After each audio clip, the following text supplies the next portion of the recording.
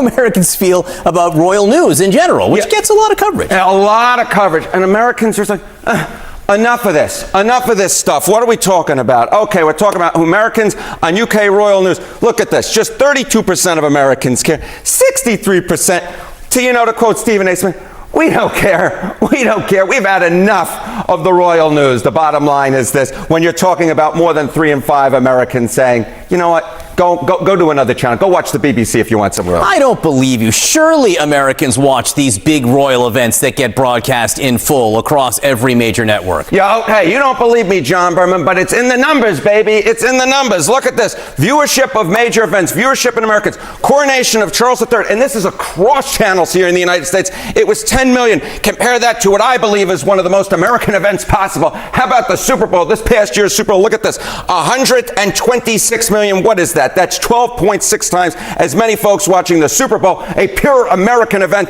as opposed to the Coronation of Charles III. I will note, of course, that this was early in the morning, but of course it was across all the major channels too. So I believe that this is a just comparison. I mean, this was just on one network. This was on just one network, and this was on what, like 5, 6, 7, 8 networks? But the Americans have had enough, and the bottom line is this.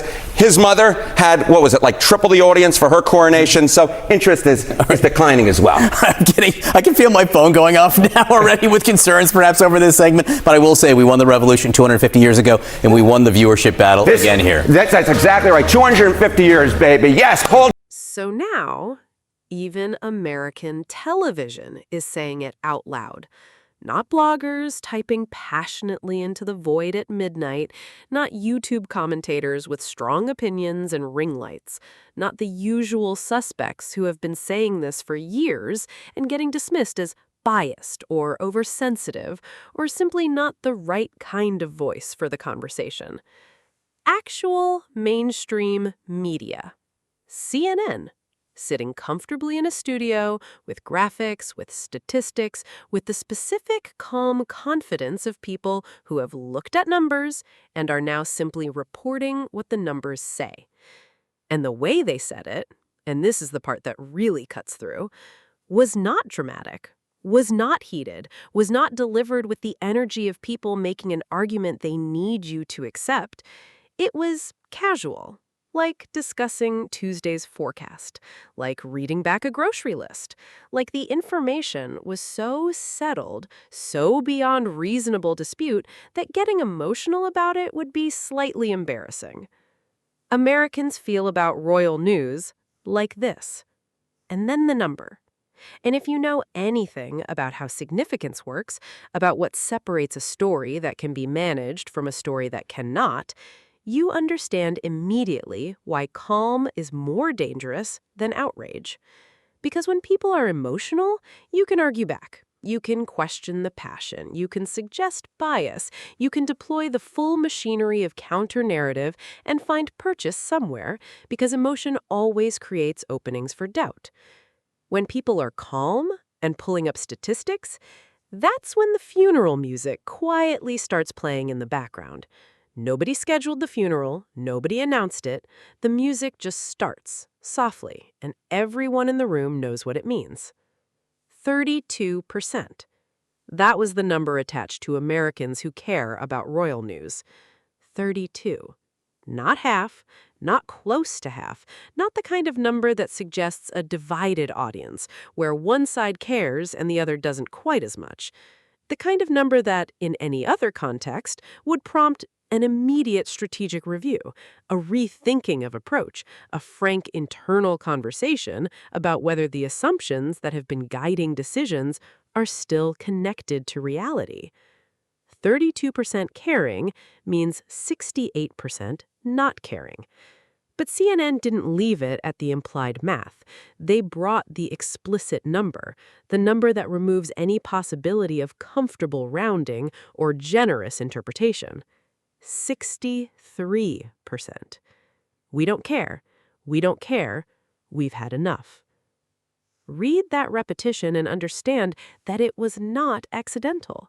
The repetition is the message. It is the rhetorical equivalent of emphasis applied twice. The first, we don't care, establishing the position.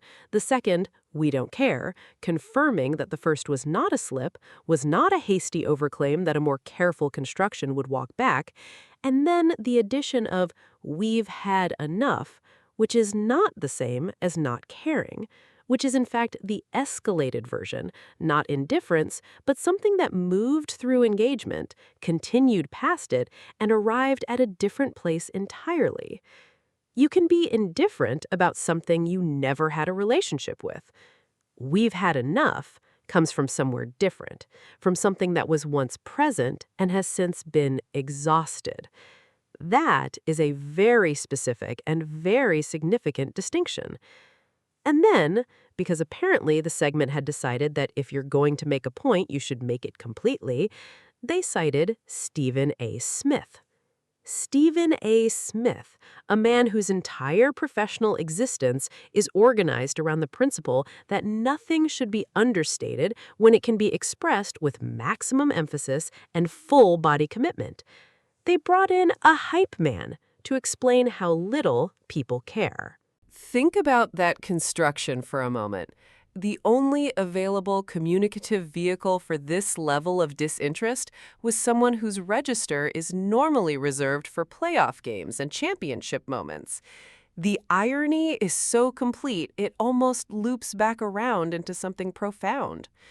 You needed sports commentary energy to convey the depth of royal indifference. That's where we are. And then, as though the segment had looked at the audience and decided that statistics alone were not quite sufficient, they brought out the comparisons.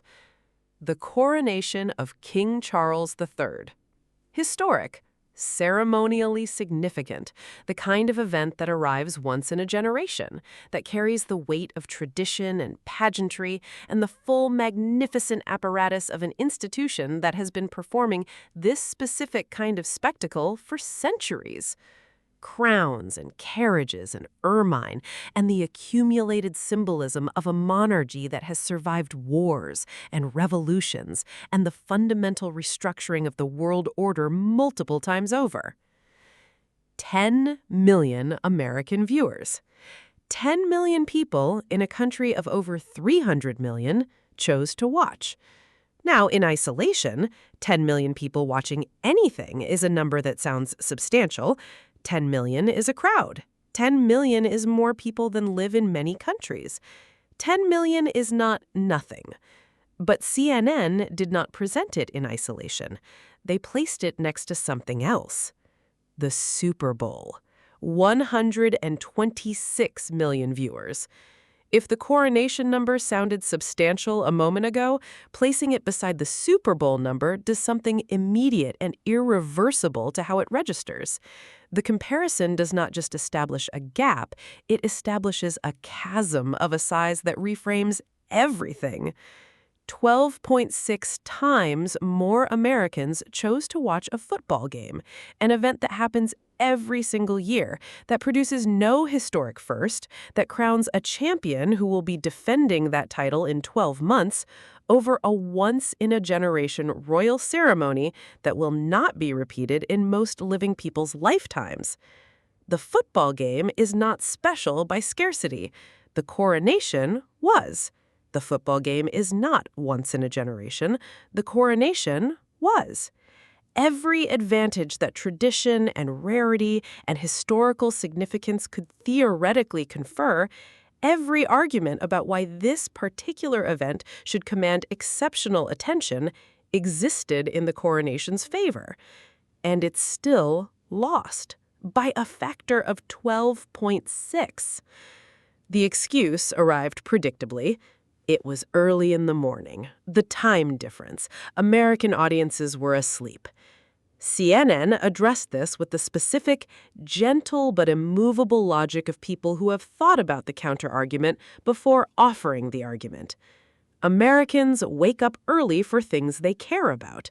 This is not a complex observation. It is a simple, empirically grounded statement about human behavior that anyone who has ever set an alarm for something they wanted can verify from personal experience.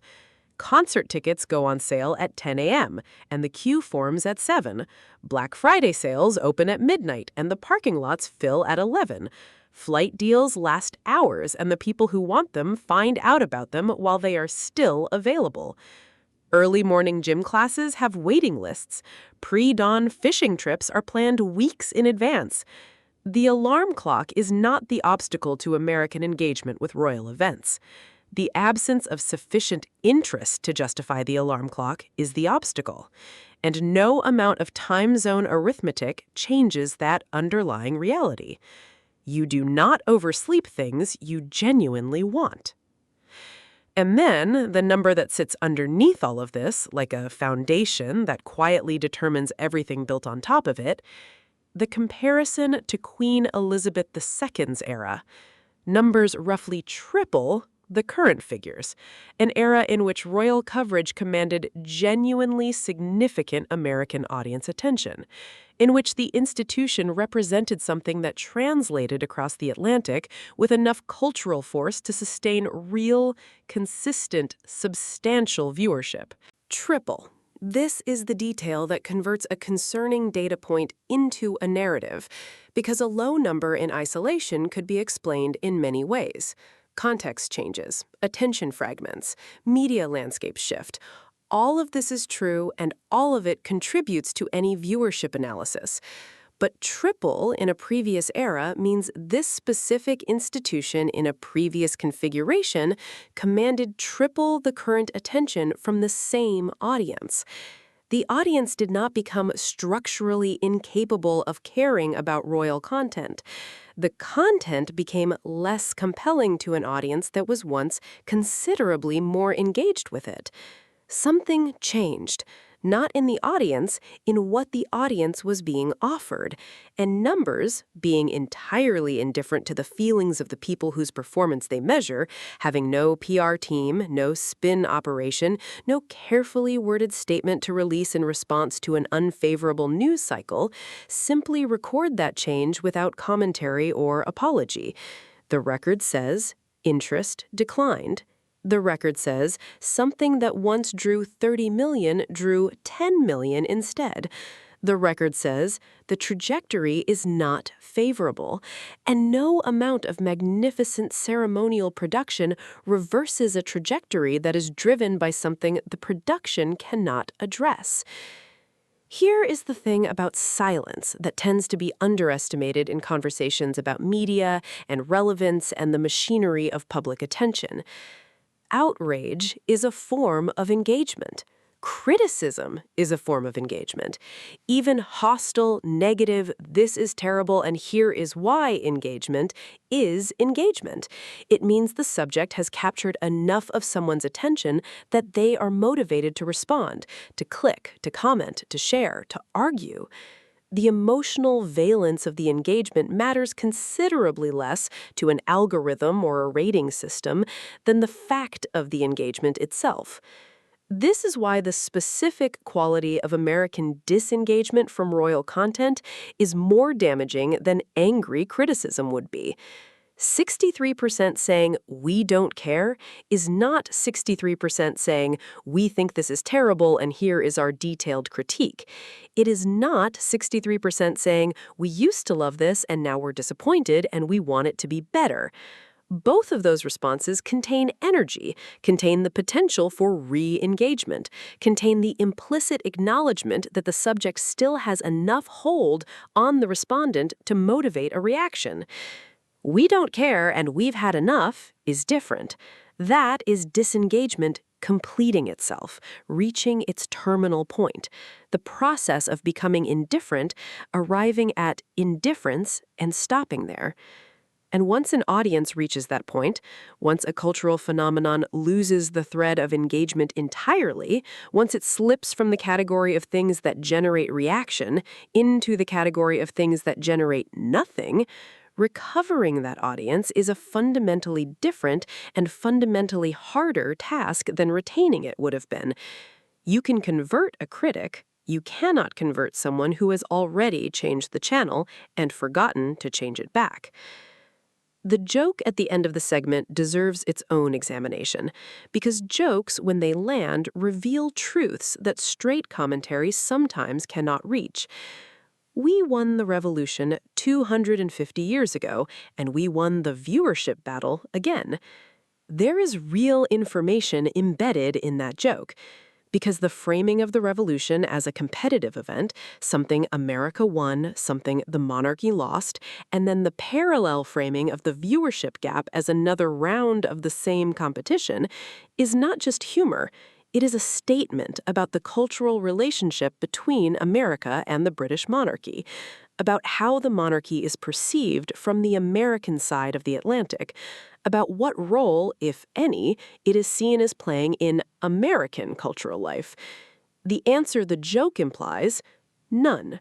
The monarchy is not family to American audiences, is not the bearer of a shared cultural heritage, is not an institution that carries emotional weight or historical resonance in the way it might for audiences with more direct relationship to the British national story. It is, at best, an interesting foreign phenomenon, a form of entertainment that competes for attention with many other forms of entertainment and wins that competition when it is compelling and loses it when it is not. And right now, by the one metric that cannot be argued with, it is not. Now let's talk about the exception, the specific, consistent, undeniable exception that the data keeps producing, regardless of the broader trend. Prince Harry and Meghan, Duchess of Sussex. Not as a counterpoint to the monarchy's declining numbers, not as a defense of any specific position in the ongoing conversation about their choices and their relationship to the institution they left, but as a data point in the same analysis that CNN was conducting. Because while 63% of Americans are expressing indifference to royal news as a category, the specific subset of royal-adjacent content that involves Harry and Meghan is not performing like the rest of the category. It is generating conversation, real, sustained, cross-demographic, globally distributed conversation that does not require historical investment in the British monarchy to access, that does not depend on a prior emotional relationship to the institution to produce engagement, that operates in a register, personal, direct, modern, human, that translates across cultural contexts in ways that ceremonial pageantry simply does not. Their Oprah interview drew significant American viewership at a time when the category around them was supposedly declining. Their Netflix documentary performed. Their public appearances generate documented, measurable social media activity. The brands associated with Meghan sell out. The causes Harry advocates for receive attention.